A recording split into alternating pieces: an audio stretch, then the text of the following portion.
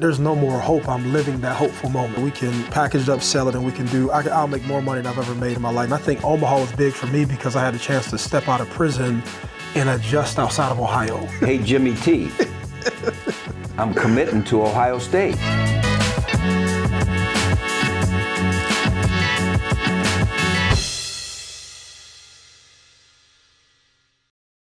Hey team, Jim Tressel here. It's all about the team. And I'm telling you, this will be a special episode because I'm here with my guy, Maurice Clarett. So good to see you, man. What's going on, So good Coach? to see you. Look at you. You've come a long way. How about this? I just learned, team, that Maurice was just inducted into the Ohio Commodores. Yes. Wow. Tell me about that. Well, one, I want to say thanks to Sterling Williams and Tyler Williams. Obviously, they were the two who Nominated you? nominated me for being a part of the Ohio Commodores. And over the summer, I found out that it's a bipartisan group, really businessmen, politicians, community leaders, and all of the basically a bunch of businessmen and women and people who are promoting and pursuing or are promoting the betterment of Ohio, doing business and bringing industry and things of that nature. And they had did a small interview and asked me, just about my background, what it was that I was doing, what type of people I employed. And then from there, they nominated me, and over the summer had a little small interview and accepted me, to the board. And then they said, hey, if you're to be a part of this group, you have to come to.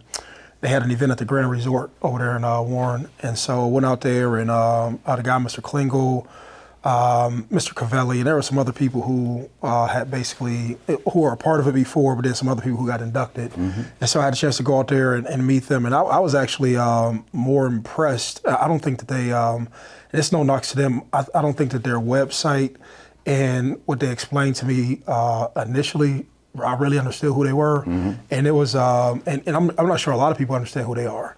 And when I got in the room, and I'm just inquisitive, I started to Google who people were, mm-hmm. and I was like, oh, okay. I said, okay. Well, I'm gonna tell you something. That's a big deal. It's a huge deal. It's a big deal. Congratulations. Yeah. And thank you. Who would have thought back in the 90s, you and I were in Y-Town, and we'd both be Commodores. I almost gave you the secret Commodore's handshake, but I couldn't do it on the air because if we gave the handshake, we can't give it away. I tell you like this, and I tell you, like I'm telling you, when I looked on the website, the website just gives a vague description in regards to what they do, and I think that, and no offense, I think that they just may say, hey, we'll give this vague description of who we are, but once you step in the room and you realize who's in the room, and you look at just the work that's being done, and you look at the projects that they've been working on, I was like, oh, this is like a significant deal, like not a huge deal. This is like a significant deal. And, Mr. Cavelli has spoke for a while, and just his works and the people that he was involved in.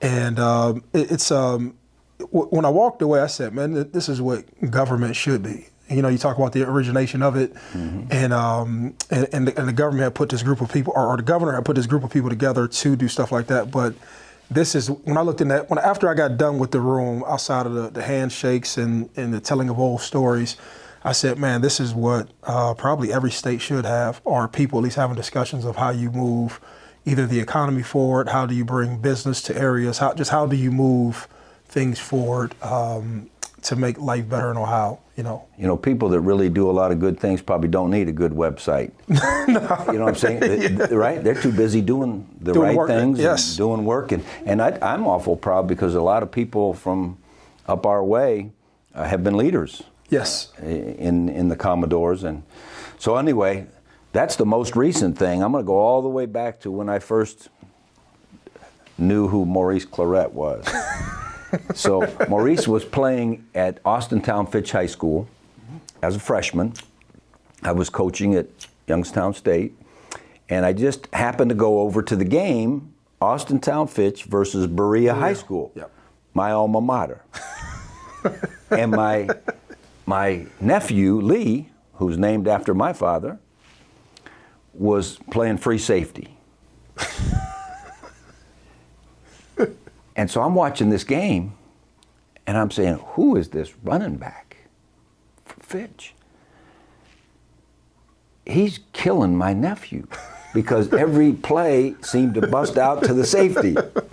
I don't think they had any linebackers or D linemen, and that poor guy, I want to say he made 20 tackles or he missed 20 tackles or he got you down on the ground a couple times, and I think you rushed for about 246? 248. 248? 248, yeah. And I thought, man, this guy's going to be good. So that would have been the fall of 98. 98. Mm-hmm. You know who else was on that team? Alex Stepanovich. Alex played Berea. Wow, I know he played at Berea, but he was in that game. He was on that game, yeah. So did he tackle you at all? No, I don't know if he tackled me or not, but just the irony of it, I just remember he was on that team. Yeah. Yeah.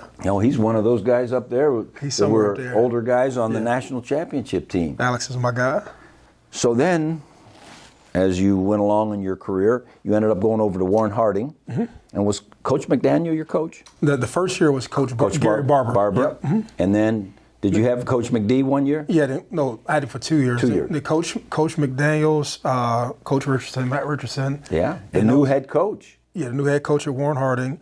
But they came in the middle of my sophomore year. So after our football season, the freshman year, in that January, February-ish, that's when Coach McD came over.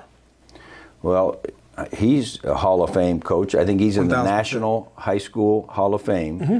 So because our theme is teamwork, we'll talk some about teamwork, but we're going to talk about a lot of different things, I think, in this one. Yeah. But so he had great teams at Canton McKinley, Michael Doss and Kenny Peterson and all those guys, and he had great teams at Harding. What do you think he and his staff did to help build team? This probably can go on for days. But in regards to team, he was probably the first person that I ever heard or even understood the word accountability. And I think a lot of it was, and I'll start with me, but then I'll go on to the team portion of it. But he was the first person, and I think like when you're starting to build team, I think you need to ask every individual, are you giving your best, right? And I think like when he brought me in just individually, he was like, man, you're talented, but you're not really getting everything you can out of this game because you don't know it. Like you're a reactionary player, you play off of instinct, but you don't know film, you don't know defensive fronts and things of that nature.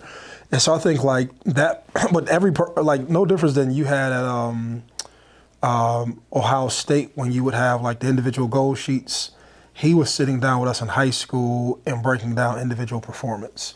And everybody sort of went through their individual performance evaluation with him or your position coach or something like that. So I think like that was something like vastly different than what Coach Barber had done, where it was more like, get tough, get bigger, get stronger, just be a tough guy. That was more of his approach.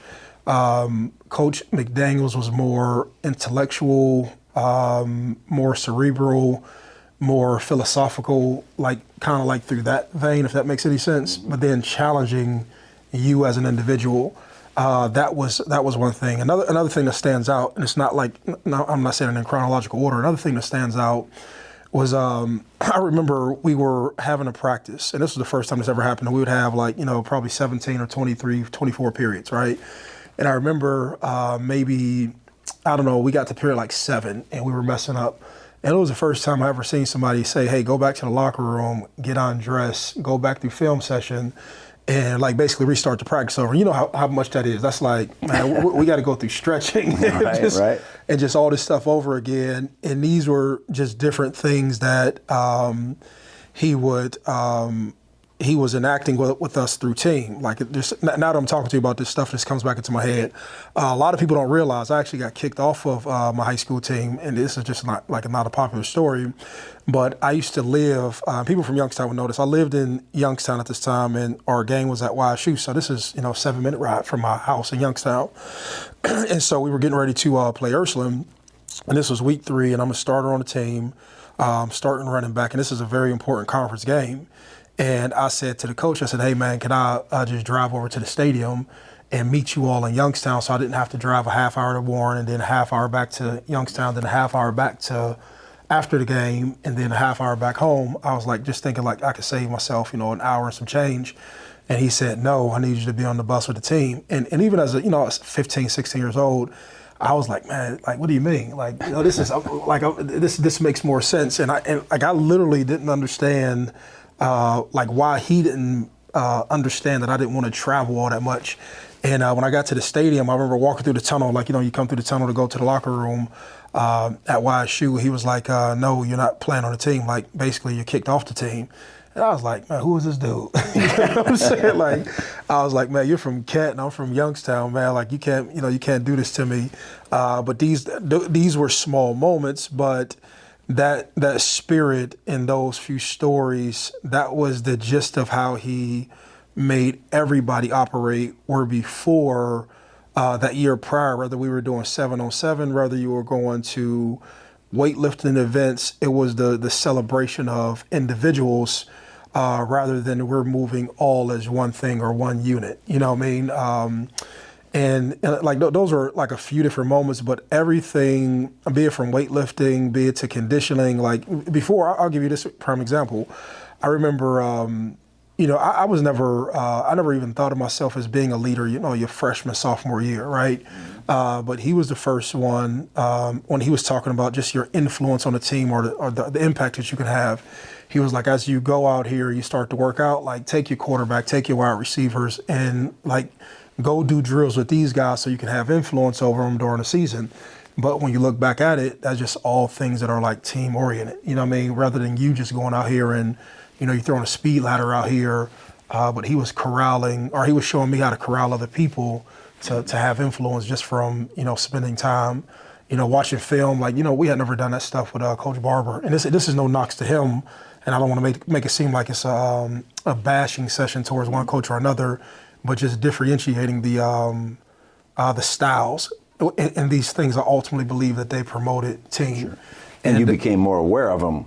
You were maturing. Yes. You became more aware of that accountability. And team, how many times have we talked about on all these episodes that a great team has high expectations? Yes. Has accountability. You're not going to let down the other person. No. And that's why Coach McDaniels, had all those great teams wherever he was, and he built that accountability and that high expectation. And so you were in Coach McDaniels' office. You know what I'm going to say. And Maurice is sitting in Coach McDaniels' office at Warren Harding. I had left Youngstown State to become the head coach at Ohio State. I'm in my office at Ohio State. My phone rings. And it was Maurice. Yeah. Now, I didn't know Maurice other than I'd seen him play as a freshman. I watched his career, as you were coming, because we were in the same community. Yes. Maurice says, hey, Jimmy T, I'm committing to Ohio State. And I said, well, Reese, I didn't offer you a scholarship. How can you commit? And I didn't offer you a scholarship. And this one says to me, well, I know you're going to, so I'm committing. Now, why did you make that call? Well, it's twofold, and so it's not really twofold. It's really a threefold, right? One, after Coach McDaniels had went through an off season of teaching me the game, so I never knew concepts before, and I never knew why you lifted and did hang cleans before. I never knew about posterior chain. I never knew how to connect off-season performance with on-field activity. I never knew about hot routes. And for those who don't know, these are just different football terminology, right? Yeah. And so even as a kid, I said I knew how different my mind felt towards one of my peers. I was aware of this. Like, I was clearly aware that what he was teaching me was going to give me like a complete competitive advantage, right? And I just remember, and this was just after spending months with him, because like, when you're trying to get better, you spend time around a head coach, or you around whatever, it's your position coach or it's your head coach or somebody. And I felt like he was there and he was trying to make the team better and he was doing it through me, right? Mm-hmm. So, and it was just also stuff that he did. I remember when you looked at who he coached, And, coaching powerful when you could tell somebody, man, you have the potential to do something. And I think a player knows when a coach is like, tell them the truth.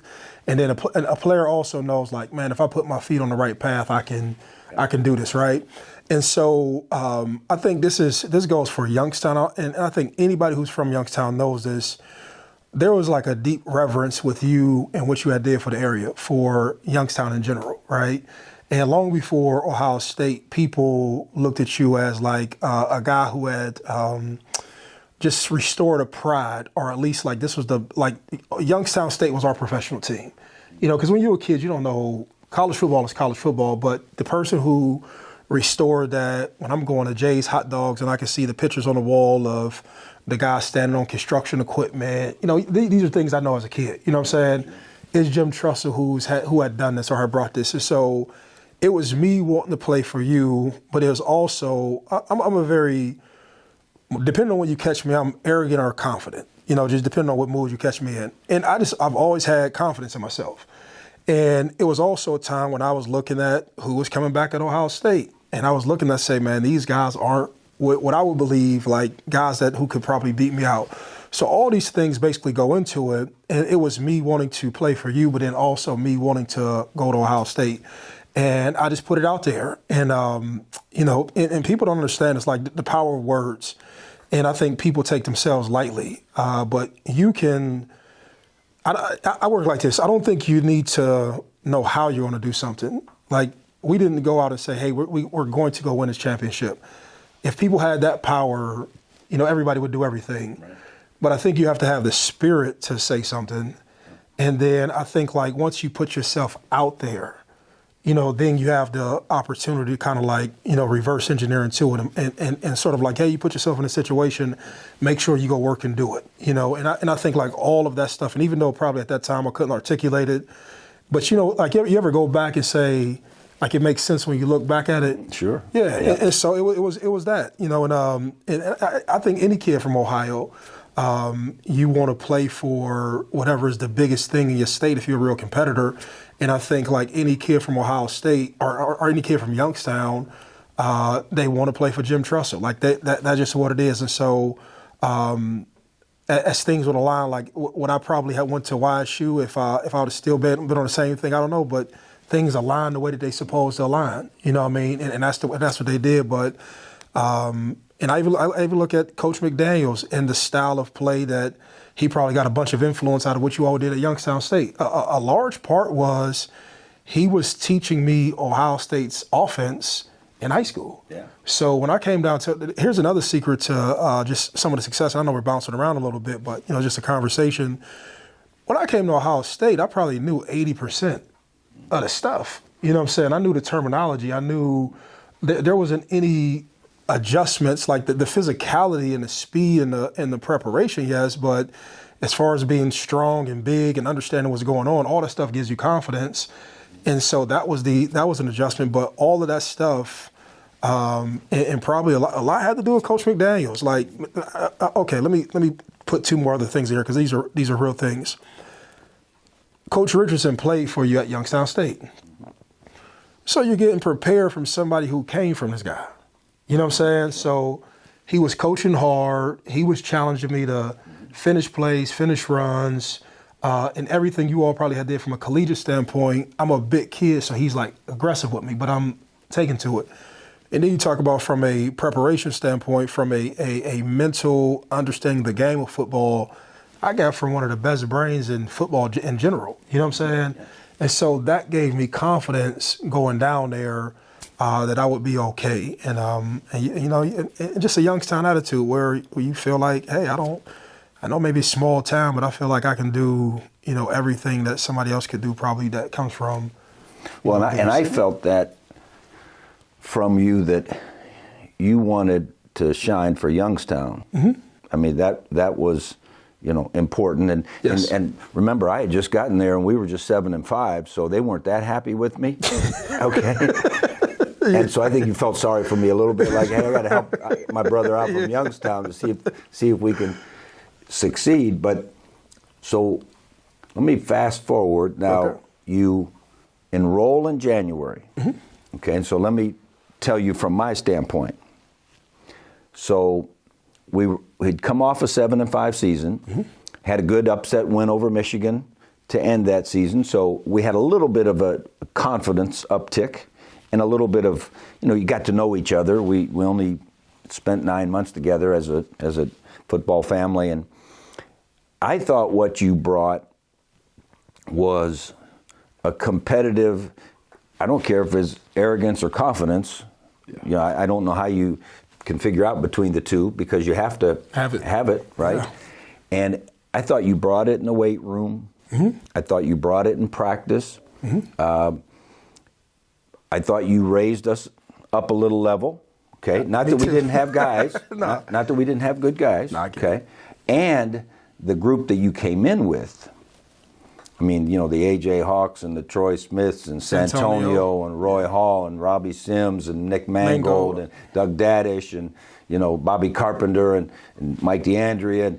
I mean, that group. AJ. That group raised the level. So I thought it was a interesting confluence of things. Number one, Ohio State had been suffering. In 1999, we were 6-6. Yeah, we were. In 2000, 8-4, and they released the coach. Yep. 2001, we're 7-5, our first year.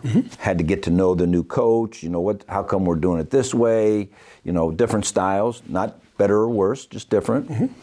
And then you get this influx of talent, and the recruiting class right before you, Chris Gamble was the real deal. Dustin Fox, Mike Nugent. We had Simon and Simon Frazier. I mean, so it was kind of the coming together of all worlds. We had a lot of suffering, talent influx. I thought a lot of people, yourself included, raised the level of the competition in practice. Got you.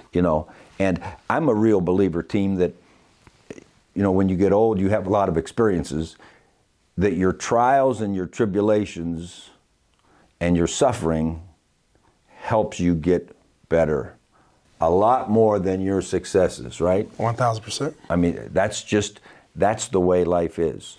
And so talk to me from a player standpoint. I know how I felt about how that team became a national championship team. We had a lot of talent, but we probably didn't have as much talent as the team we played in the championship game. No. But we had a team. From your vantage point, what do you think over that 6 or 8 month period helped us become the champions? I think a large part, and I'll break this down the best way I can. I think a large part was an experienced defense. I think they play probably more significant role than like offense. You get your glorious moments. Obviously, if you're a freshman, you're a running back, you're the Big Ten, you're at Ohio State, you have success. That's going to make news, right? But for me, one thing that I basically always had a comfort in is that you have a solid team where you don't feel the pressure to go out there and score 5, 6, 7 touchdowns. You know what I'm saying? Yeah. And you know that. And I think like they were probably more of the spirit, right? Like a more mature, very physical, very, very mature, very physical, like an anchor of some sorts. And I start off saying that by saying that this was the team that I competed against when I wasn't getting your first and second team reps. And so again, remember I told you I didn't realize it at the time. I was getting your scout team reps or whatever reps I couldn't get with the 1s and 2s against these guys when, because you had Maurice Hall, Lydell Ross, Jaja Rowley, and I forget who we had. We had some like Roe Parker. There was other guys that were in the mix. B-Joe was around. B-Joe was around there. Yep. And so you would have I was going against the number 1 defense. You didn't know that they were going to be the number 1 defense, but you're getting first team reps whether you know it or not against these guys at practice. And so like I think like those guys being experienced, and we talking about just the amount of reps, and those guys probably having a gratitude and appreciation from going through all of the struggling through your 6-6, your 8-4s, your 7-5s. And I think like they seen a moment, and they probably seen me as somebody, because I was chomping at the bit. I come in and I'm competitive in the weight room and beating a lot of these guys out. I'm staying after practice and doing conditioning drills more than guys. And I knew what I was doing. I'm showing up to training camp first. I'm in the front of the line. I'm trying to be competitive. And I can see I'm annoying people. It was even one interview I did prior to the season. And I remember I Matt Wilhelm off, and he was like, "Hey, how do you think you're going?" And I was like, "Man, practice is cool, but it can be better." And I didn't really realize I was offensive. So, and Matt was like, "Hey, man, you know you ain't supposed to say that." I was like, "I don't know, man." Like, I didn't know I'm not supposed to say anything like that. But I think like these small moments, and I think you need a firecracker. And I know it's just kind of weird to talk about myself like that, but I think you need some. You need like some fearless spirit, or somebody feel like that they have something to prove. Yeah. And I don't think that you can do anything great if you don't feel like you have something to prove. But you proving something, that means you're going to somebody off who's complacent, or who feel like, hey, I'm just waiting my moment, or I'm waiting my turn. Like there has to be something that cuts through that. That makes you great. And this is just me looking back on it. Other things that I believe made us great or made us into the ultimate team. I think Craig Krenzel, and Craig probably doesn't get a bunch of praise because he probably didn't throw for 1 million touchdowns and 1 million yards. But me, from being in a game with Craig, I can give you 2 or 3 moments, especially the moment that always sums up who I even think Craig is right now. We were playing Wisconsin. And, at the end of the third quarter, they do that jump around, and they play the music. And I remember we were driving, and I don't know towards which end zone would it be, but we were driving towards the end zone, and it was that same series that Mike had caught that big ball on across the field, right, where we needed it was 3rd and long. And I remember prior to that play where just from it being new to me, I was paying attention to everything. And, as experience goes on, you're locked into the moment, or you can, like, handle everything that's going on.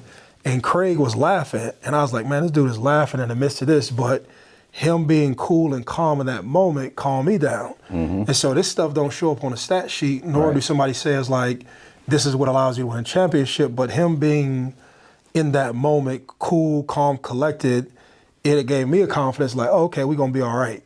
And I don't even know if we were going to be all right. Obviously, we were. But he made me feel like, okay, you can handle this, right? So that's like leadership, that's team, that's who you were. But then that plays a role in how I looked at him towards the national championship game when his number was called on, because, those, and I'm bouncing around a little bit, but those runs weren't scripted in camp or anything. They got adjusted. In-game adjustments, and then he showed up. But when his number got called, he wasn't worried. You know what I'm saying? And so it's those small things and things that make the team special. Like other moments, and I'd be wanting to just, because some of the stuff, like it's either stories between me and individuals, but these are backstories to how things end up working out. Where I just remember. From playing, and this is a story, and I'll jump back into responding to. I think it's just important that it's said. But I remember from I went and played 13 games in high school, and then you remember I had a thumb surgery when I first came to Ohio State, and then I went through a spring ball, and then I went through beating my body up through the spring to try to prove that I can play, and then beat myself up through the summer, and then you're just starting a college season, right? And then we're still playing. And I remember I got to, what was it? This was the week of Michigan. And I remember I set out Illinois for my body being beat up, and I think part of Purdue. Part of Purdue. Yeah. Second half of Purdue, and then Illinois. And I just remember, and you don't tell anybody this because you're trying to have like so much bravado, like you know how you just tired, like your body's tired, your mind's tired, you don't feel as fire as you used to be, but you're still going through the motions because you're like whatever. And I remember you had paired the seniors up with underclassmen. This is the first time that we had got into the rooms with people, right? And this is the first time I ever was in close quarters with C. Grant. And so C was my roommate. And C literally, we get back to the room and C's reminiscing about all the times that he came up short. And so he was also talking about how he depended on me. And so he's not realizing, man, like, I'm like, bro, I'm beat up in the back of my mind, right? Right. We getting ready to go play this rival game, but I'm beat up and just like wherever my spirit was at, like it was just down, right? But he was talking about them playing at Iowa and all these games that they basically had come up short, and he was just going through all these things that went wrong. But he was like, man, what I think with you tomorrow, man, I think we got a chance. And it's these small moments where somebody will tell you something, and as the universe works, like it just switched your mindset. Like, oh man, no matter if I'm feeling sorry for myself or no matter if I'm feeling down for myself, like you gave me a piece of information, like you're dependent on me. And then it made me feel like, are other people depending on you, but they don't have the ability to say that? Right. You know what I'm saying? And because you can't be a senior and go to the freshman and say, hey man, you're the young guy, but we're dependent on you. Like that, like when you're that young, that just doesn't happen. But him being that, right? And so then you look at, as he says that energizes you, that gives you the confidence to say, hey man, give me the ball, or let's run this play or do whatever. And so I know I ventured off, but all of these things I think were things that made the team special. And it was a team full of guys, I recall, that were willing to do whatever they had to do for the good of the team. Yes. And you know, sometimes early on you're thinking about, well, how can I get myself ready for the league, or get my touches, or get my notoriety? I sensed that team, they didn't really care about any of that. No. Craig Krenzel didn't care about how many touchdowns he threw. No. You know, I mean, I think back, tell the viewers what your first play as a Buckeye was. My first play was special teams. Yeah, right. Yeah, I was an A-gap punt rusher. Right. Not a real glorious position, right? But you were willing to do it. Yeah. You wanted to find a way to get on the field. Yeah, I tell you like this. I said to myself that if this is a Tom McDaniels thing, right? If you can go on the field and you could just show a physical impact, a coach will have a position for you. Right. So if you can just go and you can show that you can be physical, and at least I said, okay, I'm strong enough that I can rush through the A-gap and blow somebody up. And I wasn't scared to do that. And so that was literally how it happened. But even when you said that, I probably didn't. I've never thought of that, but you didn't, like, there wasn't even talk about I'm going to the NFL. Like, it just, that conversation didn't dominate anybody. No. It wasn't, and I don't know if that's just from 6-6, 8-4, and 7-5, and that spirit is just broken. Right. But it wasn't you, and you had everybody. I mean, the first thing that I thought about when you said that was when, was it McNutt that went down and Chris stepped in Cincinnati? Yeah. Yeah, because Chris wasn't, like, Chris would play around at practice with some defensive reps, but he wasn't a corner, like, you know, that wasn't his thing, but he stepped in and did it. And even with Michael Jenkins, who's probably one of the most humble people, like, in the world, he wasn't thinking about, hey man, I'm gonna be a first-round pick one day. Right. Will Smith and Mike Doss were probably the most with the potential, but one thing I can say, God rest his soul, Will Smith loved college football. Mm-hmm. Like, he loved to practice, he loved to play. He was just a football player. You know what I'm saying? Like, you know how just guys who are just football players, and you think of Darian Scott, Tim Anderson. We had people who were in love with the game of football, and many more. But, and they were in love with the team. Yes. I could picture Will Smith. I'd go into the locker room after practice, and he was always sitting with a walk-on player, thanking him for giving us a good look on the scout team, or encouraging them. And here he is. He's going to be a first-round draft choice. He doesn't need them. This episode is sponsored by Humtown. Humtown has an amazing team of engineers who work with their industrial athletes to create innovative, high-quality traditional and 3D printed sand molds for automotive, aerospace, power generation, medical, and construction equipment industries. Humtown is a friend of the podcast.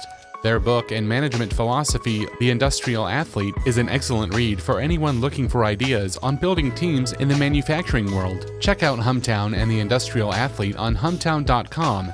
A link is in the show notes. I thought at one point you might become a coach, because I remember in the Michigan game when you made us run that wheel route. Yeah. So tell because that was the winning touchdown drive, wasn't it? Yes. So remind our viewers of your coaching prowess. Yeah, so this is one thing I can say I'm proud of, and I got to credit this again to Tom McDaniels. I didn't even care about film prior to meeting Tom McDaniels, but I just became like a casual film watcher. And, once you watch enough film, you start to see habits. And, as well as I know, your first quarter, everybody's alert. Everybody's thinking about the keys. Everybody's thinking about what the coaches have taught them. Everybody's thinking about all these things that they're supposed to watch out for. Just like in the boxing match, first 4 or 5 rounds we're in. But the game really starts once you settle in, and then all those bad habits and your discipline and your conditioning. That's where you can really kind of exploit people for them just like, quote unquote, falling asleep. And I remember just even through practice, you could see, when you see the defender, you can see what keys they're reading or what keys they're paying attention to. And especially if you're having success, right?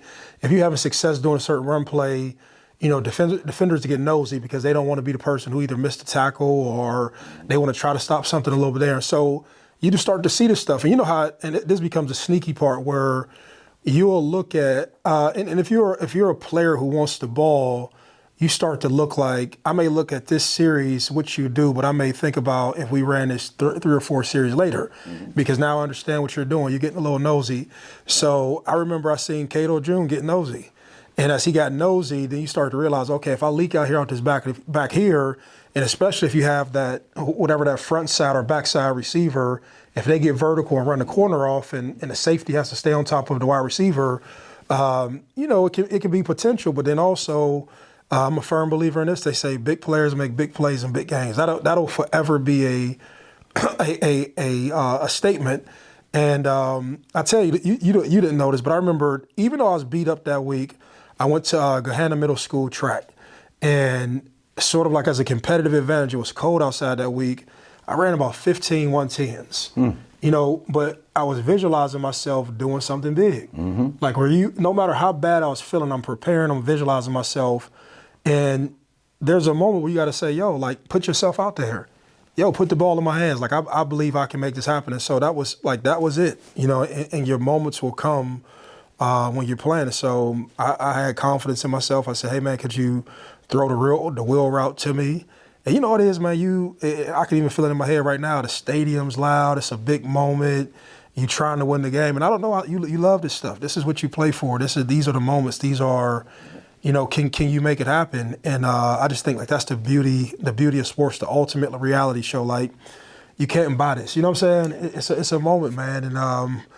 And so you just. So you made the big catch, but then you fell down.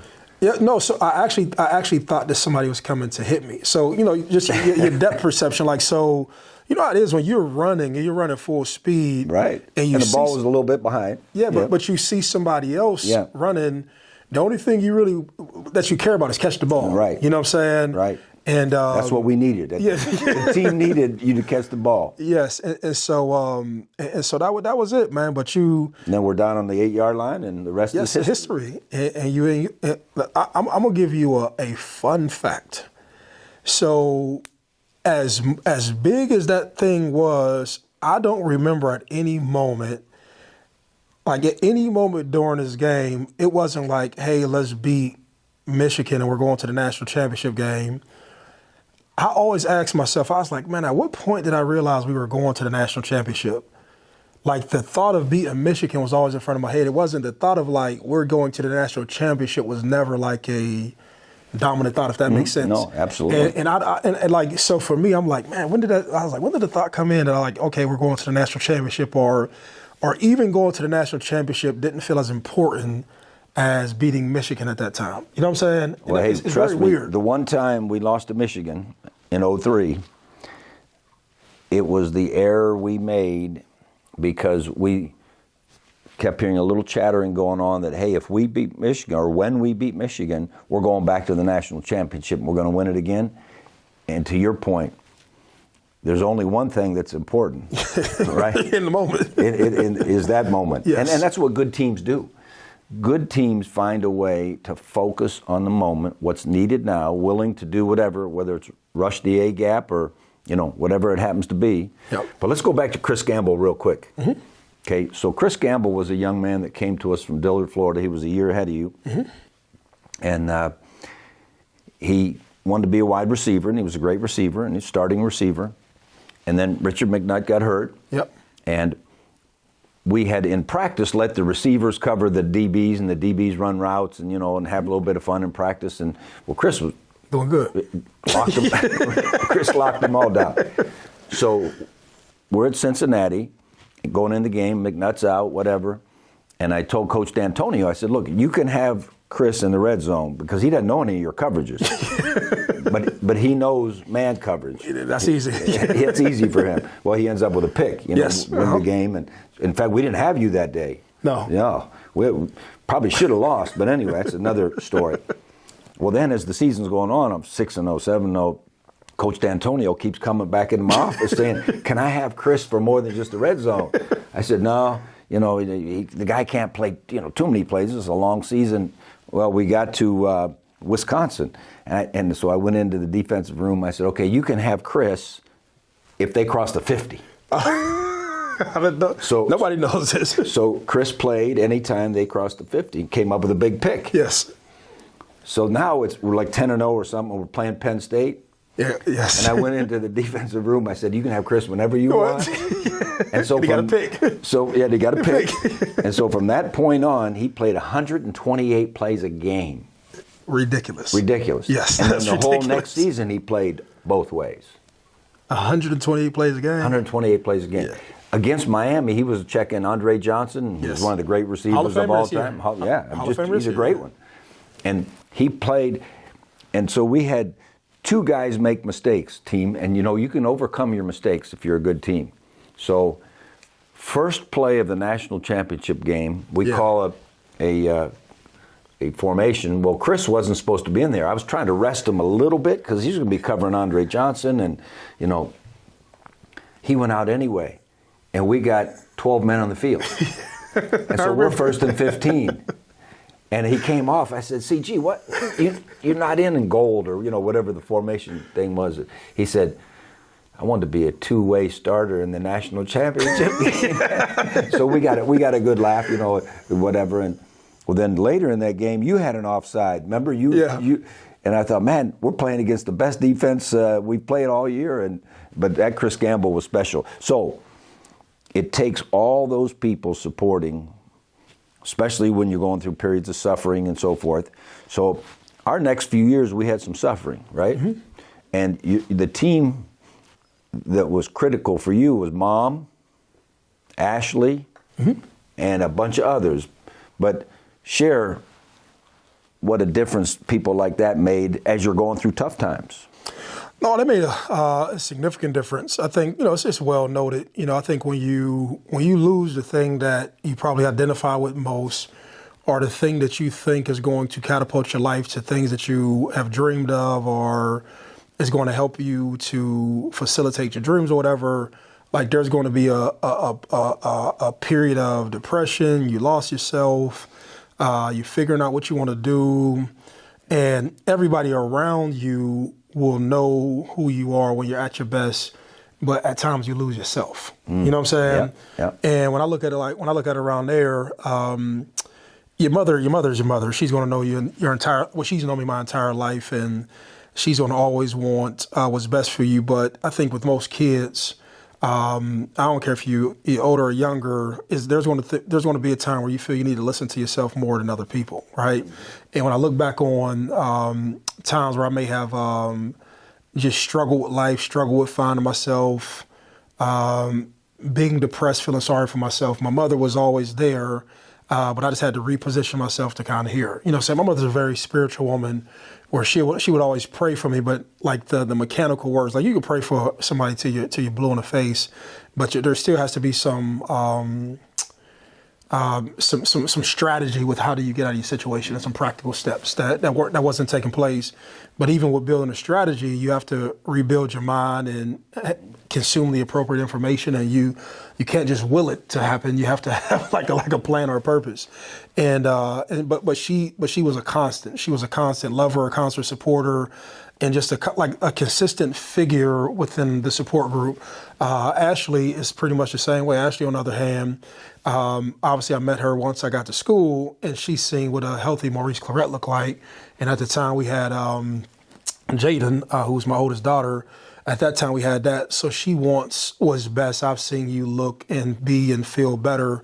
But I think like just as much as you may have an arrogant will with wanting to pursue, that arrogant will and that I can do all things can work in the negative as well. Mm-hmm. You know what I mean? Where sure. I don't want to hear anybody. I don't want to. I got it all figured out. I got it all figured out. That is the greatest way to sum it up. Yep. And I think like I went through a period of that, and then I think like if you go through cycle, you're feeling sorry for yourself, you're feeling down, you feel impressed, you're starting to blame everybody.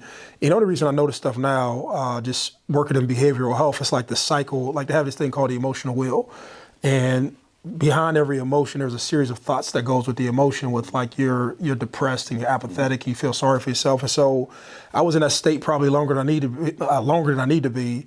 And then it doesn't help when you're smoking, you're drinking, and all the things that encompass self-destruction, you're participating in them, right? So after I sort of, I ended up getting in trouble, which I think is like the best thing that happened to me when you look back at it, because that gave a time for me to like literally like physically sit still.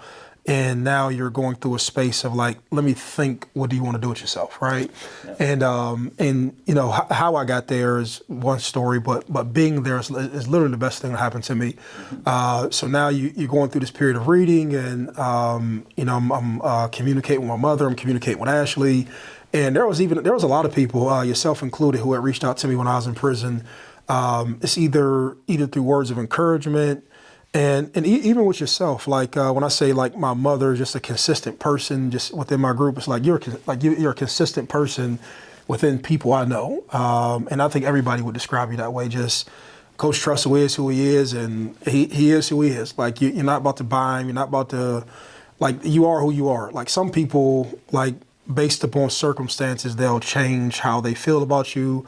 They'll change when they answer your phone call. They'll change as circumstances change. But then some other people are just, they are who they are. And I look at Ashley, I look at you, I look at my mother is that same way. No matter what the person, whether you love me a lot or not, at the current moment, based upon what's going on, and whether I'm being my best self, these people are, consistent. And so when I look back at all the stuff that happened, as I started to find myself and started to get out of just the funk of life and getting past, there was things athletically that I just wanted to do. You know what I mean? Just there was things that I wanted to accomplish that I thought that I had the potential to accomplish, and they were hard because I wasn't like just an average player.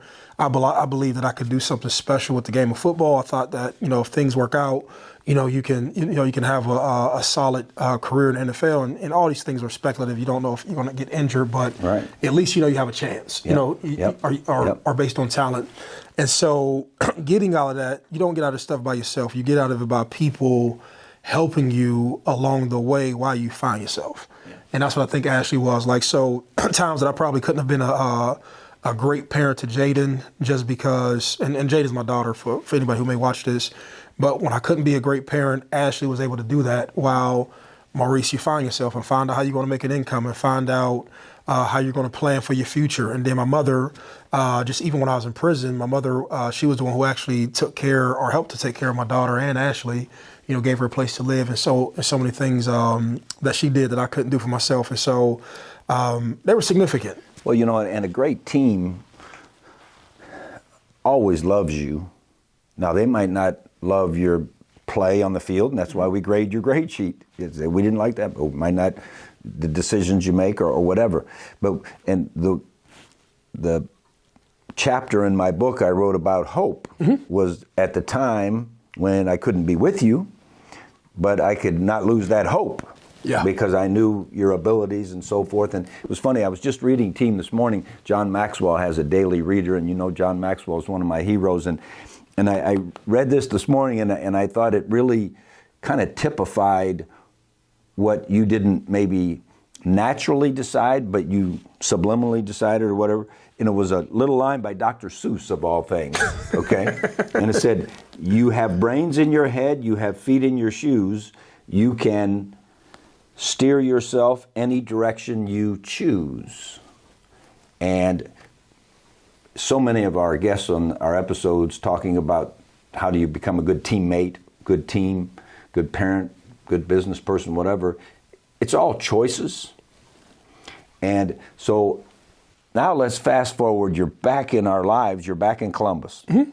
And I remember getting a call from the Omaha Nighthawks or something. Yeah, Omaha Nighthawks. Was it UFL or UFL? UFL. Yeah. Mm-hmm. And they were wondering if you could come out. And so we talked to the people in Columbus and worked out where you got to go to the Omaha Nighthawks. Yes. Now, to me, there were a couple people who made an impact on you understanding how to be a good teammate, build teams, and all the things you're doing now. One is Joe Moglia. Mm-hmm. Talk a little bit to the viewers about the impact Joe made in that short time you were there. It was significant, and probably I credit him towards those first 2 or 3 years of going out to Omaha. And so he knew this was the thing that got me. So it was actually Ted Sundquist and Joe Moglia. Ted Sundquist was actually the GM at the Broncos, and so he had left the Broncos and ended up with the Omaha Nighthawks. But it was Joe Moglia. I speak to Joe, excuse me. And so Joe knew when I came over to the team that I physically looked better, but I was in no condition to really play football. So he actually stepped out and said, "Hey, man, I just want to help you repair your life." So this was a completely different. This was like a one-on-one conversation, just like, "Hey, I just understand who you are. There are some things we're going to require you from media because we want to expose the league." And in a nutshell, he says kind of like, "Hey, man, you're not really good enough to play, but I just want to help you get your life back in order, and it's not really a big deal." And he said, even if the league can't pay, I'll make sure you have a check so you can take care of your family, your daughter, the whole nine. So when I went out to Omaha and he was the head coach there, this was a significant deal. And wasn't Joe the founder of what? TD Ameritrade. TD Ameritrade. Yeah. Who then later became a football coach. Yes. Right? So he up until 34, he was a football coach. He wasn't making any money, and then he went to Merrill Lynch. And then from Merrill Lynch, he was one of the, I don't know if he was the original founder, but he was part of Ameritrade when TD Ameritrade had basically had done well over an 8 or 9 year period. He was essentially that. And then he said he got to a point where he was like, I guess past a certain point, money is money. Like it didn't probably add any more value. And he said what he really enjoyed doing was coaching. And this was his way to basically get back into coaching.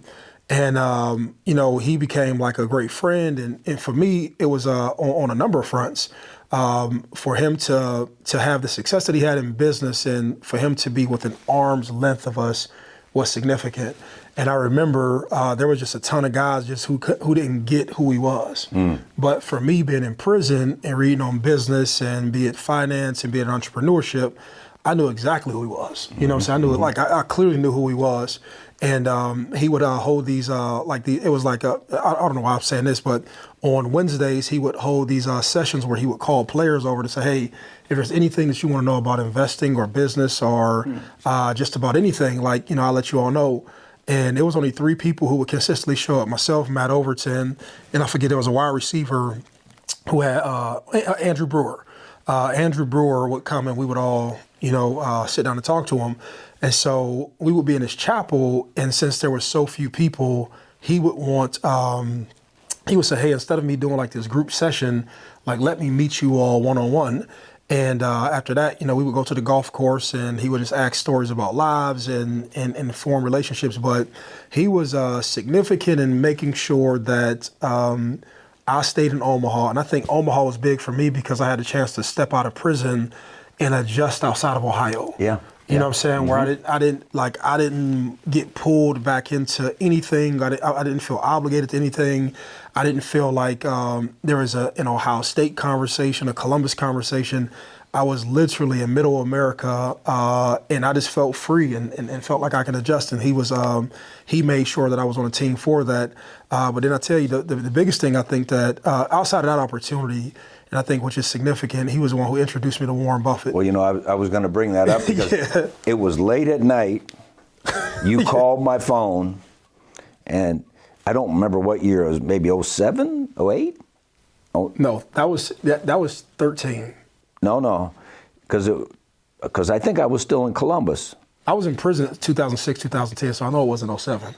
Okay, so anyway, at some point, it might have been 10 then. Yep. Because I remember when you went out to Omaha, because we talked to the people there in Columbus. Yep. You went out to Omaha, and I remember late at night, the phone rings, and it's you, and you were all fired up. You're all excited. You said, guess where I was That's today? 2011. Was that 11? Okay, 2011. Yes. Yep. Okay. Guess where I was today? I said, Reese, it's 10:30 at night, man. You know, where? Where were you? I was with Warren Buffett. Yeah. I'm like, whoa, Warren Buffett. And I'll never forget, I said, well, what'd you learn? And you talked way too long for me at late at night, but, yeah. but share with the viewers what you learned from Warren Buffett. Well, I mean, it's like, so I probably have more wisdom from it now than even when he said it. But he said emphatically and literally unpacked it. He said, people are the biggest distractions in life. And he said he doesn't accept more than 5 phone calls a day because he said people are the biggest distractions. And he said if you're really working on something, and I believe, like I have so much life experience now from when he said it. He said if you're working on what it is that you're supposed to do, you will naturally run into and intersect with who you're supposed to be working with. And he said, but what happens is people don't have anything going on, so they'll call you and distract you from what you are doing. And when he said it to me, I'm 26 at the time, and the only experience I have prior to that is football, and obviously I just came out of prison. But when you get into business and you just live life, you start to realize that there's a lot of people who are just drifters. And that was a big thing when he talked about him just being able to every day religiously for the past, I don't know, probably 40, 50 years right now, he reads 4 to 5 hours every day. And he was like, these small incremental things give me the competitive advantage over people who I compete in business with. He says, by the time I go buy somebody's business, I know how to run their business and take their business. Basically, I know how to run your business better than you know how to run your business. And I understand all of the surrounding factors that makes your business either boom or fail that you may not know. And he was like, that was one thing that he did. And he just was like, and the big thing with him is how you spend your time. Everything was, there was a variation of how you spend your time or who do you choose to spend your time with.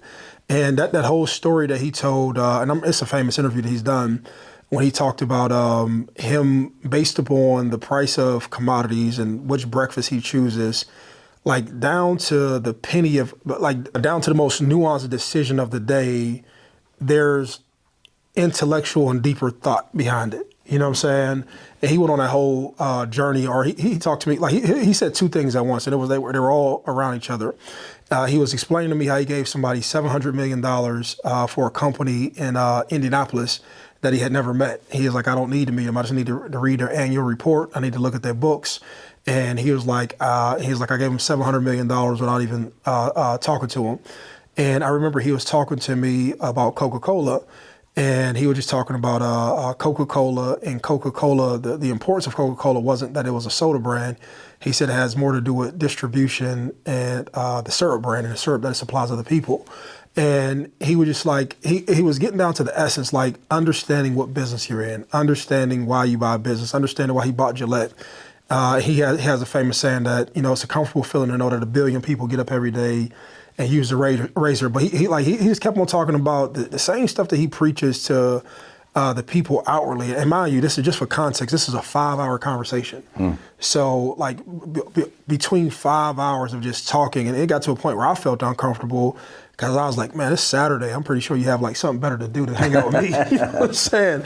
Like I got like real uncomfortable, but it was that, you know. Didn't he say stay away from email? Email will drain your time. Man, he doesn't like this is. I think people will be utterly surprised. I tell you like this. It wasn't even if you want to say top 3 things for meeting him, it had nothing zero to do. The top 2 would probably be those things, but the third one was his assistant. So his office is nothing like people would think. Like when I went in there were papers everywhere. Like he was working. Like this looks like a working office. Like, you know what I'm saying? When you see papers everywhere and notes on desk and notepads and books open, like this is an actual working office, right? But the biggest thing was his assistant. And so there was a girl who wanted to work at Berkshire Hathaway, who was just a normal kid from Iowa. And she wrote him a handwritten letter talking about how she could add value to Berkshire Hathaway. And he drove out to Iowa and gave her a project over the summer.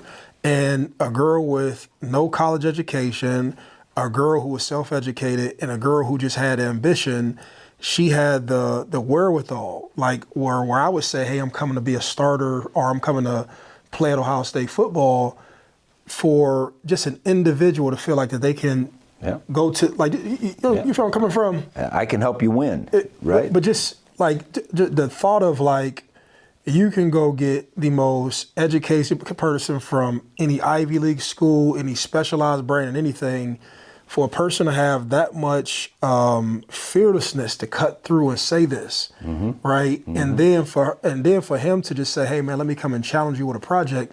And then for you to execute it and him to say like, okay, like that was something else that was very impressive about that whole meeting.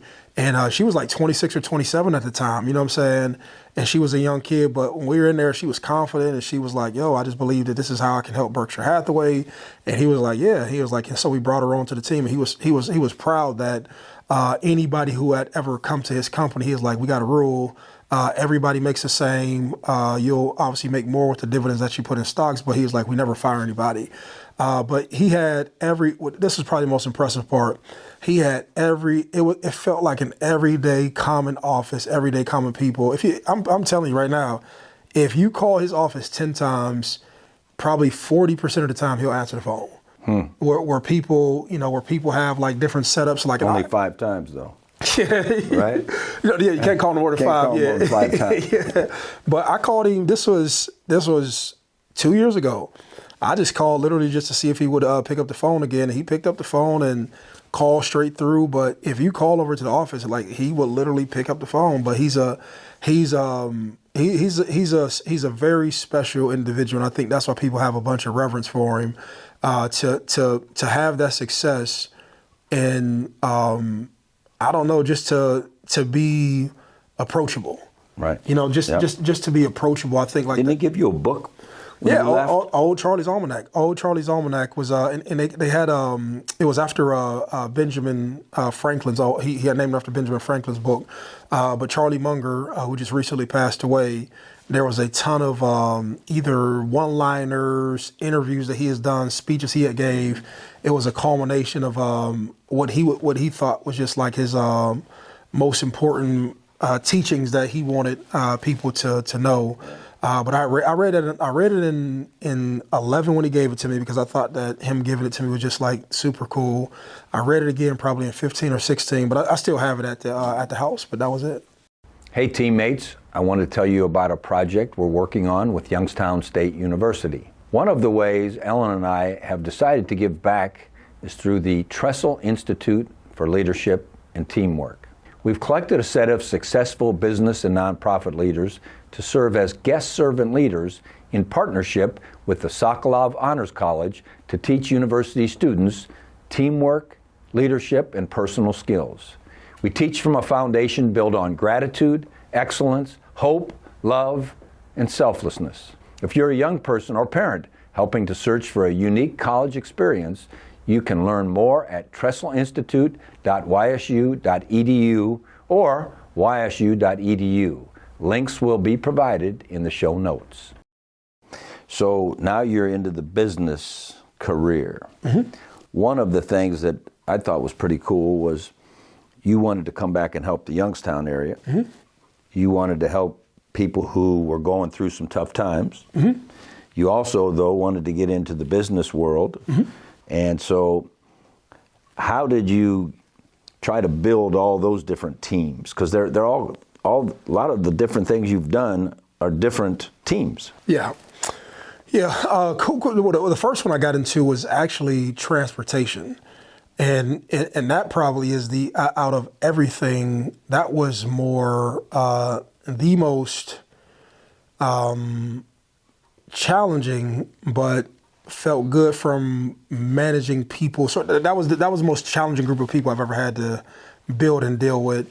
And I think more came from people who drive for a living, get burnt out very quick from the amount of labor. Mm-hmm. And they have like a mentality of that, I'm working to get this thing. Like I'm either working to get a car and then I'm not motivated to keep on doing what I was doing to get there, right? So you deal with more of that mentality, and not with older guys, but it's a younger generation of people who I was working with, and their mentality towards work is just not like it was towards somebody who, of adults that I came up that, when I was a kid, it was just a different mentality. Then when I came back to Youngstown, and actually to Youngstown, be it through people who are struggling with mental health or addiction problems, the biggest thing was wanting to teach people how to think. So the origin of the Red Zone came from there. So when I was in prison, it was actually the first time that I ever went through therapeutic services, right? So you're going through cognitive behavioral therapy courses, you're meeting with therapists on a regular basis. There's different enrichment activities and different educational things that we were doing in prison, but that was the actual origin of it. And so I used to think to myself when I was in prison, I said, man, most people, just like understanding that thinking is a skill, most people just don't know how to think, or most people don't know how to solve problems, or either have the repetition of that. And just having a heart for the place, I was like, man, what if I can help in some capacity for kids who would probably never engage in therapeutic services? Because a lot of people, by the time they get to prison, that's the first time they've ever talked to a therapist or even thought about thinking correctly.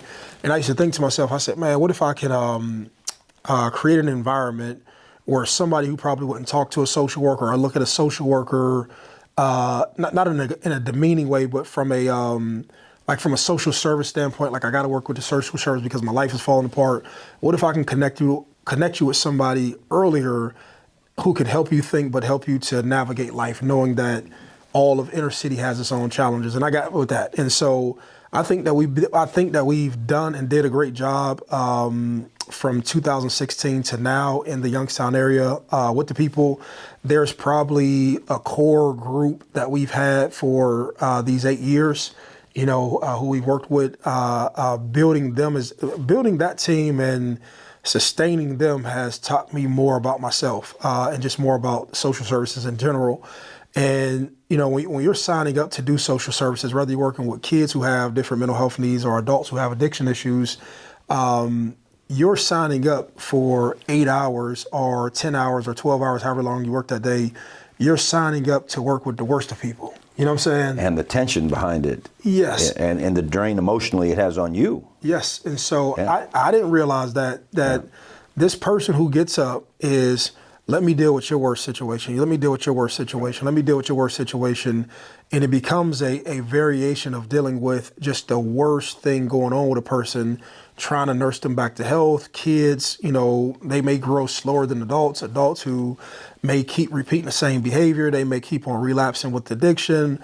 And so that has taught me that learning how to support those people, even as they're supporting other people, is a job within itself. And it was take care of your team. But I'll tell you this, it was one of the first times, and this showed me a lot about myself. I used to think that, these people just wanted more money. And I was like, man, we don't want more money. We want time off. You follow me? Just for their own benefit. Yes, but it gets you in that mentality of like, in in my mind, in my world, if you're going to incentivize somebody, I always thought that you would pay them more money to show that, hey, we appreciate you. If an athlete is doing well and he wants to feel like he's appreciated, we're going to pay him more. Yeah. And so I thought that. But when you get into social services, that's more of like in a teacher vein, where a teacher doesn't teach for money. A teacher teaches because they love education and they want to take care of themselves and they want to help kids. They want to help kids. Yep. And so I just didn't think like that. And so I was doing something wrong in the beginning. I thought it was all about money and more pay. And they was like, no, we just want time off. And then like that was a piece of it. And I'd say even bigger than this, like providing them the resources to do more activities with kids within the area. And so there's a lot of experiences that these kids don't have, and there's a lot of people in general, be it a social worker, who don't have the resources just because they don't make the money to do the things that could make the experience for the kid in the area a lot different. And so that's been a great thing. And so that and I know I'm speaking towards adolescents with that piece, but from the adults, people who deal with the adults, and I really mean this, anybody who deals with adults in addiction services, those people have the most patience in the world. Because with kids, there's a, and I'm just talking about just teams in general, and even if you lead people who deal with people in addiction services, or even if you're a part of people who deal with other people in addiction services, because you're now dealing with an adult who is fully, they have the ability to make the right decision. With kids, there's some innocence. They don't even know what the right decisions are. Yeah, but with adults, when they're constantly making the same decisions, like seeing the people who deal with them get frustrated, and oftentimes those people more want to be heard or appreciated. That's a bigger thing too. I didn't realize that you showing somebody you appreciate them has more value than money. Yeah. You know what I'm saying? Just like you recognizing somebody, like somebody who may be getting up, busting their butt, showing up to work every day, that extra $1,000 may not mean, or extra $2,000. That bonus may be cool around the holidays if they want to buy a gift for somebody and loved ones. But most people, man, if you can sincerely show like, yo, I appreciate for the effort that you're putting in towards this thing, like those are things. So when you talk about teams, these are things that I've learned. Building a business is one thing, but then having the respect from people who either work for you or they want to continue to work for you, just those, just appreciation and knowing what actually is valuable to that group of people who are rendering services. Those things have, I've learned in the last 7 or 8 years, I've learned more about that. So. Well, in every team, there are certain things that are universal, like letting them know you appreciate them and, treating them, their level of importance, that every one of us on this team is just as important as the other. There are some things that are universal, and then there are other nuances in different businesses that are, whether you're working with addiction services or if you're working with a business trying to build buildings. And we'll get to your what you're doing most recently, but let me jump backwards a little bit. One of the things that I thought you did a great job of was going out and helping people learn from what you've learned. Mm-hmm. So you've gone and spoken to many youth groups. You've spent a lot of time at universities, a lot of time with athletics departments. Most recently, you got your ring with the UConn Huskies. You were bragging with you. So Maurice has been one of the key members of the UConn team. And, like any other team, you know the star players, but you don't know everyone who has given a little bit of this and a little bit of that. And so share with the viewers some of the, let's go with athletics, some of the athletics teams you've worked with, and maybe starting with UConn, and what you've learned about how they've tried to build their team. Yeah, well, UConn may be the greatest and most recent example, but I've in any university, and I probably mean any, from your Mississippi States to your Floridas to your Florida States to UCF to Georgia to Notre Dame to everybody, I've probably been in some capacity either on their campus for a day, 3 days, a week. And it all varies with coach on how long they want you around in many different capacities based upon whatever programming they have. But with UConn being the, obviously they went and became back-to-back champs. But UConn is probably out of more people, they've opened the door and really kind of gave me free reign to do whatever it was that I wanted to.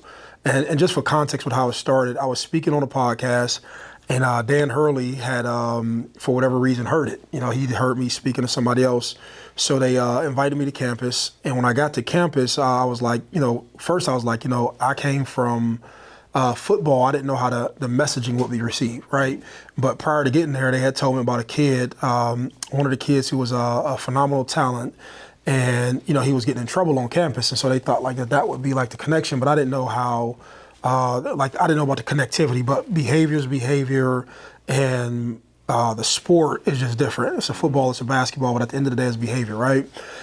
So I came and I talked about my journey.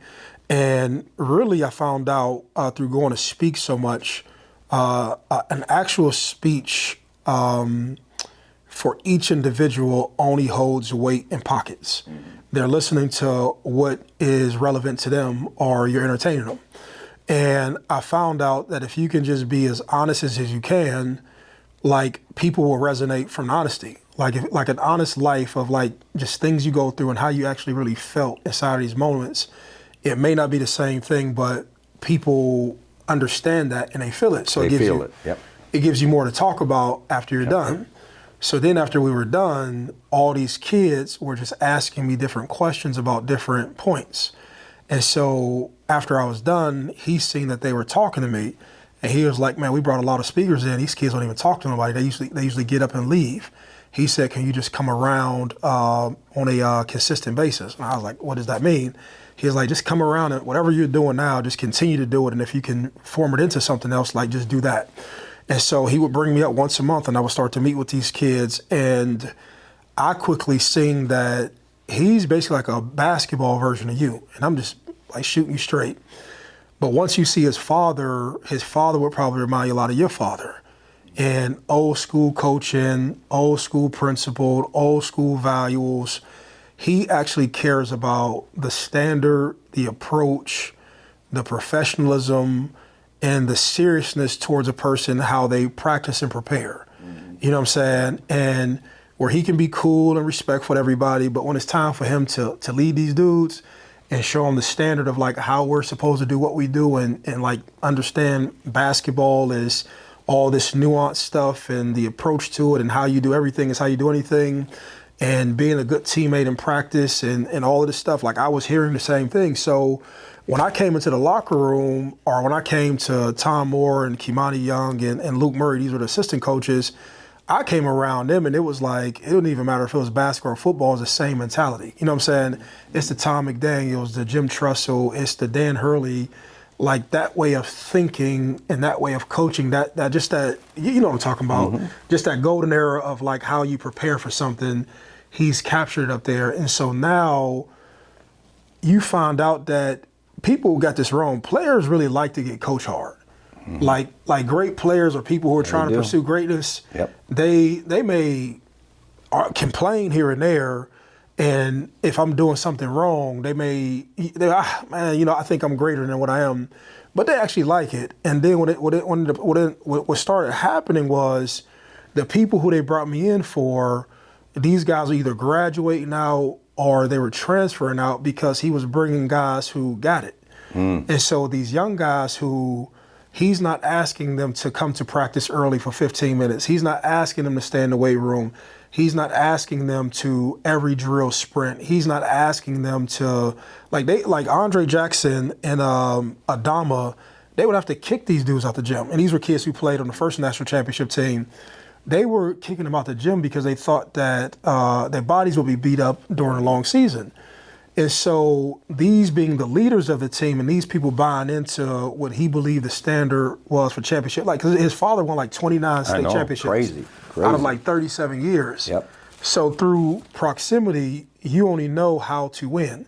Like if your father has won that many championships in that much time and your brother who he was, I don't even care if you halfway paid attention. Like, you know what I'm saying? Osmosis, you got to get a little bit. For 30 years, at least you've won 30 championships. And so without even trying, this, and I'm talking about when I say my man has a total disconnect from things, and like it's weird seeing him enjoy himself and be on different platforms and talk to people because he's like this total recluse. Like, and I just tell you like this, right? Even before they won the national championship game, I'm like, I stayed. They brought me out to the hotel. I stayed in the team hotel. Me and this dude working out together that morning. He's on fire. I'm talking about. I'm hitting the weights hard just because, like, I'm just like hitting the weights. He's next to me. Mo, we gonna get him. We gonna get him. I'm telling you right now. He's telling me this the day of the national championship game. He's fired up. I'm talking about you have all this stuff going on. You have all these festivities, but you know when somebody understands, like you just know when you coaching or like you know how you in the moment. Yep. He knew he was in the moment. His coaches know that they're in the moment, and all of them they living in that, right? And so you feel it. So then the players. Like so as a coach go, the players go. Like and these are different conversations.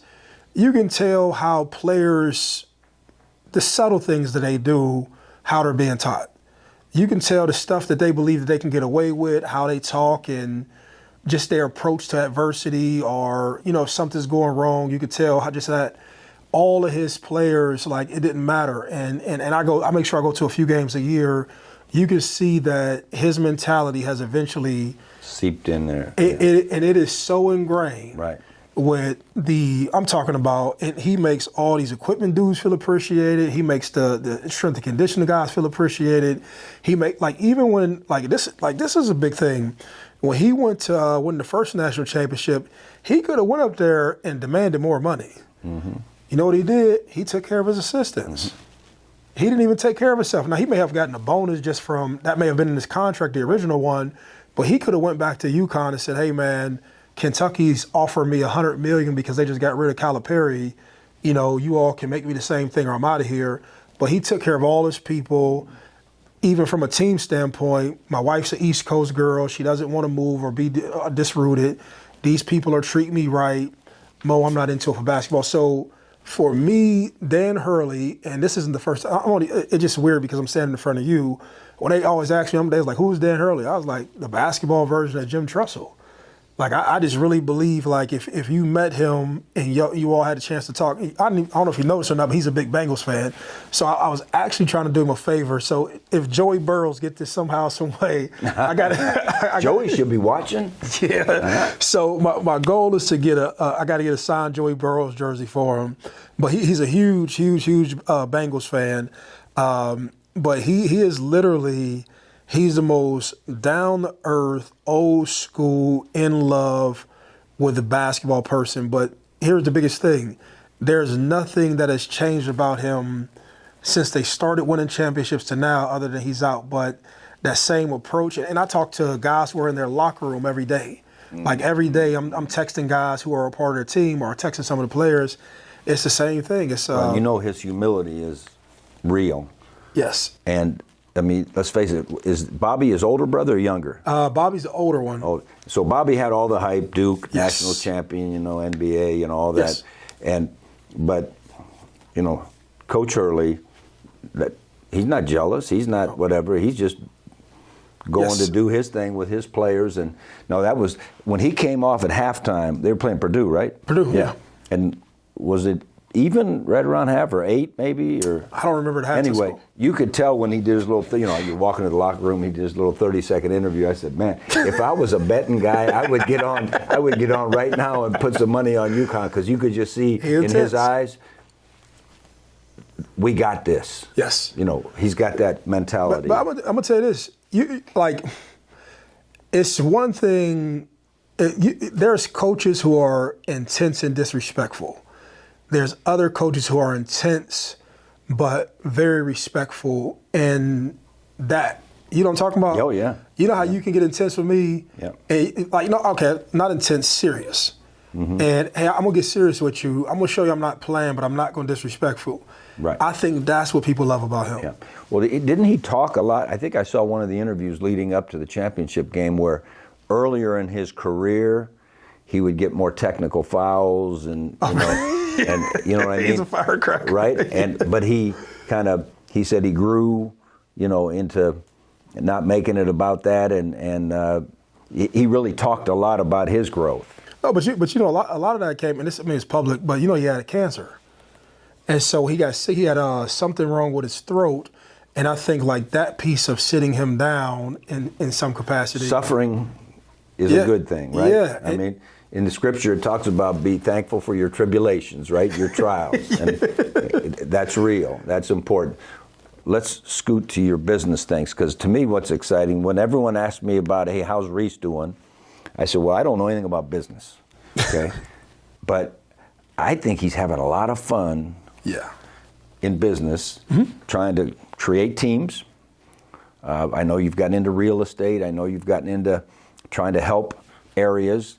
So because I don't know anything about business, I don't know what to ask you. Tell us about your business. Oh no, the thing that I probably do now more than anything, and I brought my business partner here with me, Brian Inkrot, but we own collectively a group of podiatry practices through the state of Ohio. We're the largest podiatry group in the state of Ohio.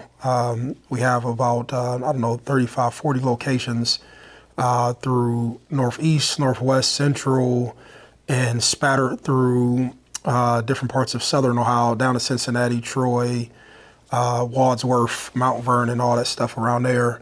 That's the latest thing that I do. But more than anything, and I remember when our group had got together and we were starting to identify our roles and responsibilities, or what will people do, I told them I was the Chief Harmony Officer. Chief Harmony? Yes. Yes. And the biggest thing, I think, and I actually stole that from Napoleon Hill.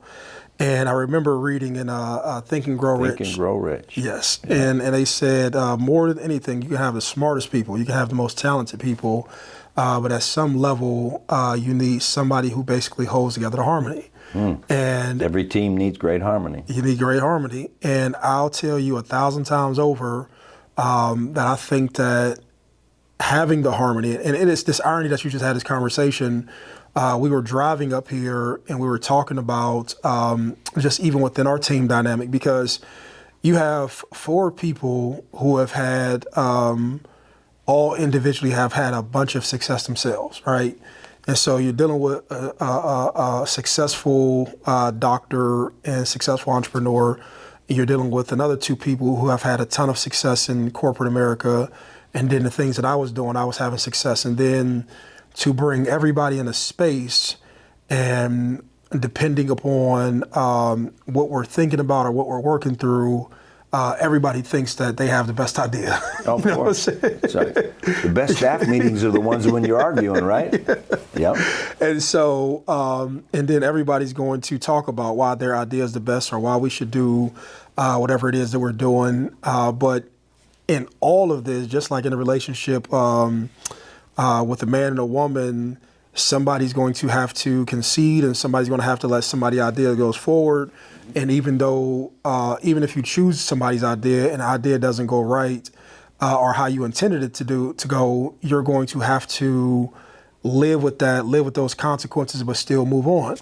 And like that was, and I still say it to this day, it's probably, it's probably the most important thing through what we do, because, you know, when you get everybody at their best, or everybody feeling like they can be whoever they are, you're just going to get more production out of every teammate. You know what I'm saying?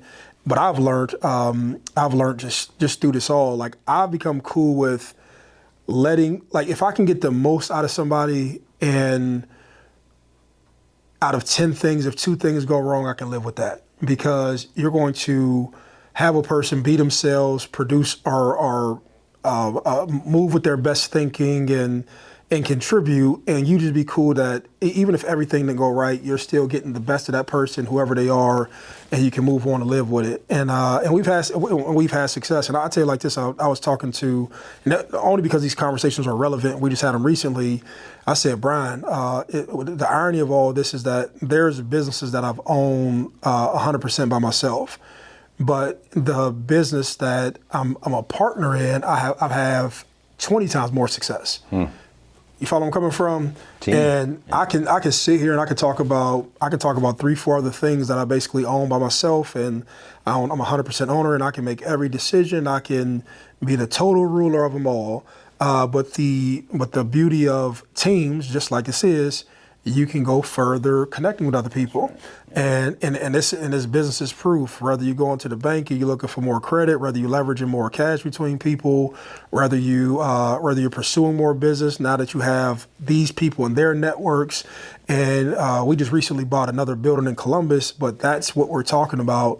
And I said, hey man, if we can, and he calls it like a war room, if we can get together and we can collectively have harmony, but just through experience, learning the different personalities of one another, if we can, and I say this as confidently as I said, I don't want to come to Ohio State and play. Like when I say sky's the limit in this building that we just bought in Worthington, if you can sit down, you can prepare, you can bring all these people together who are smart, who are brainiacs, tremendous work ethic. So that's the biggest thing. I think that the biggest thing that probably translates from sports to business, every single person, and it's 4 of us, but every person has a motor. And you know what a motor can do what intelligence can't. Yep. And it's even crazier when you have people who are intelligent and have motors. You know where I'm coming from? Yep. So when you see me and I'm happy, I'm more happier with that, right? Mm-hmm. And I'm more happier with if you not just like the idea, like we'll have a bunch of success with what we're doing now. Like we can, the business that we own together, we can package it up, sell it, and we can I'll make more money than I've ever made in my life if we just sold what we have now. But you start to think about the other things that you can work on, right? And you start to think about, and I can appreciate, and Brian's here, I tell him, I was like, man, I'm kind of happy that we had some challenging moments with each other last year because everybody could have at some point either walked away, did something else, but at least I know how we treat each other once things go bad. And everybody, when you're talking about getting a business, everybody thinks of business in the most ideal circumstances. They said, hey man, I want to get in the business. And when I think about business, man, I think about the car I'm going to buy, the home I'm going to buy. That's what people think business is, you know what I mean? Right. Or, if you gave me this Ohio State football team, I would go and do all of this, right? And that's, I'm talking about this, whatever, right? But it's the same thing in business. But after last year and having moments where you may disagree or having moments where you're not seeing eye to eye, and then being able to get through all of that and everybody love each other, but then talking about doing more, like that's what I'm probably most excited about because you've been through a tussle and you've seen how you've, for the greater good of the team, how I've switched things that I would have probably been bullheaded on before. I say, nah, I'm not going to be bullheaded on this. Like the ultimate goal is the most important thing, but I've also seen it with other people. And I think if we all had to get on a stage and talk to other people, I think if you looked at amazing companies or people who have built something special, at some point you had to, in order to keep evolving and to keep on moving forward, you've had to either go along with something that you didn't fully have control of or that you didn't fully believe in, but you had to support it in a way that you did believe it just because the person leading that path needs all of the encouragement and you want them to be successful, even though it's not your idea. And so there's just all this stuff, like these nuanced moments. But I believe prison prepared me for this. I believe the things that I did, like I actually believe in where I'm at right now. I think the group is sort of like my NFL. Mm-hmm. And I think the individual things that I've did gave me my personal reps. And so the things that you do, they give you your reps and you get it, you get your own education with banking, your own education with accounting, your own education with your legal team. And these things prepare you now within our group. Hey, this is Maurice Clarett stepping on the field. Yeah. And then Brian Inkrot, then Mike Leach, and then Vladimir Zitzer. These are the people who end up coming together to, do this thing. And so I'm telling you, when I say fun, I wake up every day and just think about this. You can probably understand this. Like I'm living, like when you say hope, there's no more hope. I'm living that hopeful moment. Mm-hmm. You know what I'm saying? Yep. And to see something being in a book in prison or to see you when I got out of prison all those years ago, and you're fighting to get to a space, and then when you get there, you're like, I actually arrived here. You know what I'm saying? Right. You like, but you're so far into the work that you're doing it, and now you're not talking about your what ifs. You're talking about possibilities. You know, like I'm no longer in survival mode, or, you know, can somebody call me to do a speech because I need to pay my rent, and now you're more choosing what you do. But to me, the part that probably feels most special is you have a team around you. Yeah. So now you can, like, I can pick up and call Brian. I can pick up and call somebody else, and you're just functioning in a completely different place. But I don't know about them, but I have more gratitude from losing more. You know what I'm saying? Probably more than them. Like, you know, it's not a lot of times as an adult that people lose everything, and so I've lost everything, and so I have a different appreciation for. Like we were at the gas station, you know, driving over here, and I said, man, things that I go through my mind is that, you know, and this is not to demean or talk bad about anything, but there was a guy who was he was taking beer out of a truck and delivering it, and I said, man, Brian, I see stuff like that every day, and I think like that could be my life. Like at some point, like I could have been like you know, I'm grateful that I don't have to do that. Not as if like that is a demeaning thing. But I'm grateful that I can call somebody and just talk about possibility, and you have teammates to do it with. Well, and you needed those challenges in that team, right? Or you wouldn't have grown. And you needed that sense of selflessness so that you can not be bullheaded about, it's like, okay, this is about the team. It's all about the team. Yeah. And there's nothing more fun than teams. And that's why I worry a little bit about some of the remote things going on. There's nothing like being in the staff room. No. You know, everyone asks me, do you miss coaching? You know what I miss coaching? I miss being in the staff room. Yeah. And I miss being in the locker room, you know, because that's the people part of things. Yeah. But I hate to do this to you, but tell me your opinion of the NIL and the portal. I don't want to get too deep into it, but just my opinion. It's, you know, it's kind of a new thing. So yeah. What's your reaction to it? No, one, I'm happy that players are able to get compensated now, and there's a ton of reasons, but one thing that they always talk about, and I'll just kind of things that are important to me. You know the amount of time, effort, and focus that all players get into to make themselves into anything, right? Yep. And you also know that there's a ton of guys who aren't going to make it. Right. There's a ton of guys, right? Most guys aren't going to make it, right? Yep. And when I look at from all the time put in through middle school, high school, or whatever, this may be a chance for you to make something from what you've contributed to the sport, to the industry, or whatever, right? And for the amount of money that's generated around a kid being the vehicle of it, I'm happy that he, she, or whoever, they're able to get compensated and in some regard get treated like part of the business. The issue that I have with it is that name, image, and likeness is only part of it, but it leads us apart. And most people, most people don't know all of the restrictions where you can't have certain contracts or agreements with companies who they do business with the university with, right? And for the common person who don't know, if Adidas wants to give me a deal and I go to a Nike school, I can't get an Adidas deal because that, right? So there's restrictions on it. The second part of it, I'm happy that they're at least having discussions, and I know that they came down with some ruling. I don't know all the specifics, so I don't want to talk too crazy to be misquoted. But they're starting to share a portion of the revenue, and I don't know all the details of it.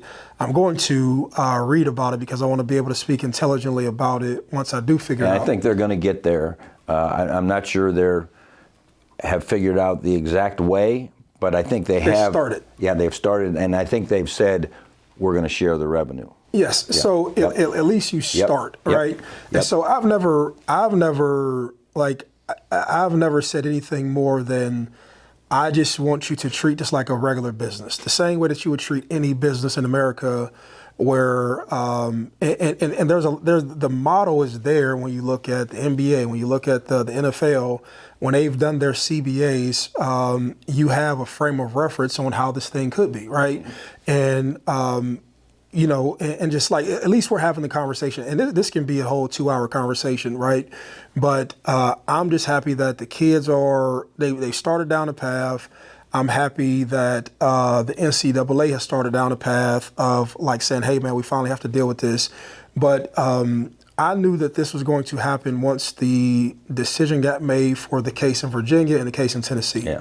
And so now, for people who don't know how these things get engineered, when I seen that they were suing the NCAA because these schools now want to market directly to these kids to bring them on the campus and to give them money, they start to realize that this stuff helps enrollment, this stuff helps to sell tickets, and that this is a business. And with these state schools, they're going to these legislators, they said, hey man, look, this stuff can help our school, this stuff can help revenue, and these kids are a part of that. And to me, there's nothing wrong with that.